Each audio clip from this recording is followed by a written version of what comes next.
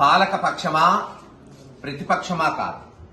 జగన్మోహన్ రెడ్డి గారి నాయకత్వంలో వైఎస్ఆర్సీపీ పార్టీ కార్యకర్తలు నాయకులు నిలబడేది ప్రజల పక్షాన. పాలకపక్షం అధికారంలో ఉన్నప్పుడు ప్రజల పక్షాన నిలబడే అనేక సంక్షేమ కార్యక్రమాలు, అభివృద్ధి కార్యక్రమాలు చేశాం. ఈ రోజు ప్రతిపక్షంలో ఉన్నప్పుడు కూడా మొదటి నెల నుంచే పోరాటం మొదలుపెట్టి ప్రజల పక్షాన నిలబడ్డాడు జగన్మోహన్ రెడ్డి గారు. ఈ రోజున మీరు చూస్తే ఆంధ్ర రాష్ట్రంలో రైతు కూలి ఏదైతే 2 కళ్లు మన సమాజానికి అనుకుంటామో అష్ట కష్టాల్లో ఉన్నాడు. పండించిన పంటకు గిట్టుబాటు ధర లేదు. సరే నీళ్లు వచ్చినాయి, వానలు పడినాయి, పంటలు వేసుకుంటే యూరియాని కూడా అందించలేని పరిస్థితిలో ఉంది ఈ ప్రభుత్వం.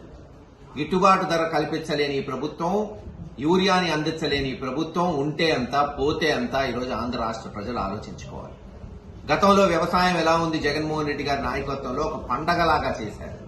ఈరోజు మరోసారి చంద్రబాబు నాయుడు గారి నాయకత్వంలో ఒక దండగా వ్యవసాయం అన్నట్టు వ్యవహరిస్తుంది ప్రభుత్వం.